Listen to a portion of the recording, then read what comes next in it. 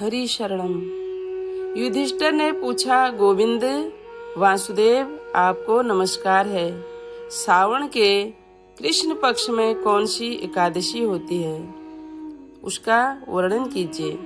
भगवान श्री कृष्ण बोले, राजन सुनो, मैं तुम्हें एक पाप नाशक उपाख्यान सुनाता हूँ, जिसे पूर्व काल में ब्रह्मा जी ने नारद जी के पूछने पर कहा था।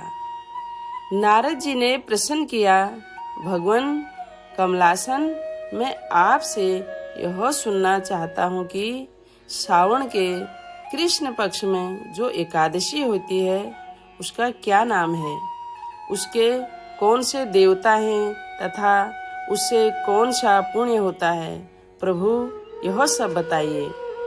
ब्रह्मा जी ने कहा, नारद सुनो, मैं संपूर्ण लोकों के हित की इच्छा से तुम्हारे प्रश्न का उत्तर दे रहा हूँ। सावन मास में जो कृष्ण पक्ष की एकादशी होती है उसका नाम कामिका है।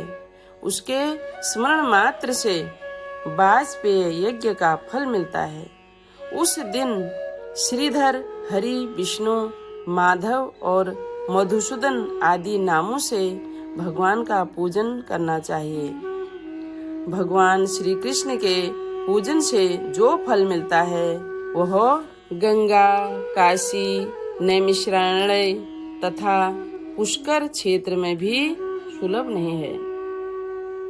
सिंह राशि के बृहस्पति होने पर तथा व्यतीत पात और दंड योग में गोदावरी स्नान से जिस फल की प्राप्ति होती है वही फल भगवान श्री कृष्ण के पूजन से भी मिलता है। जो समुद्र और वन सहित समुची पृथ्वी का दान करता है तथा जो कामिका एकादशी का व्रत करता है वो दोनों समान फल के भागी माने गए हैं। जो ब्याई हुई गाय को अनन्य सामग्रियों सहित दान करता है उस मनुष्य को जिस फल की प्राप्ति होती है वही कामिका का व्रत करने वाले को मिलता है। जो नर श्रेष्ठ श्रावण मास में भगवान श्रीधर का पूजन करता है उसके द्वारा गंधर्वों और नागों सहित संपूर्ण देवताओं की पूजा हो जाती है।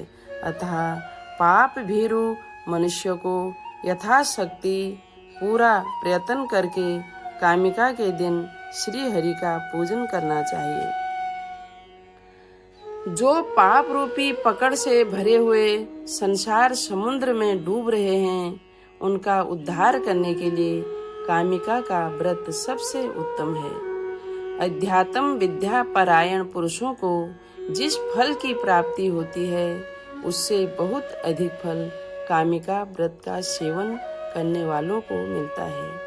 कामिका का व्रत करने वाला मनुष्य रात्रि में जागरण करके न तो कभी भयंकर यमराज का दर्शन करता है और न कभी दुर्गति में ही पड़ता है।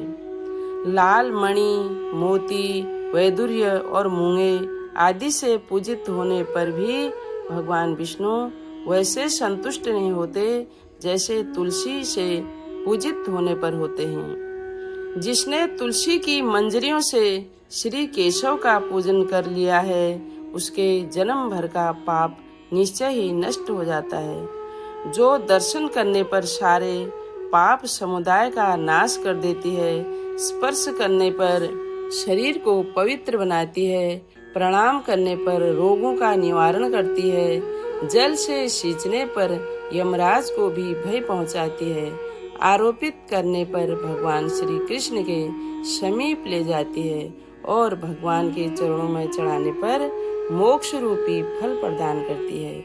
उस तुलसी देवी को नमस्कार है। जो मनुष्य एकादशी को दिन और रात दीप दान करता है उसके पुण्य की संख्या चित्रगुप्त भी नहीं जानते। एकादशी के दिन भगवान श्री कृष्ण के सन्मुख जिसका दीपक जलता है उसके पितर स्वर्ग लोक में स्थित होकर अमृत पान से तृप्त होते हैं। घी अथवा तिल के तेल से भगवान के सामने दीपक जलाकर मनुष्य देह त्याग के पश्चात करोड़ों दीपकों से पूजित हो स्वर्ग लोक में जाता है।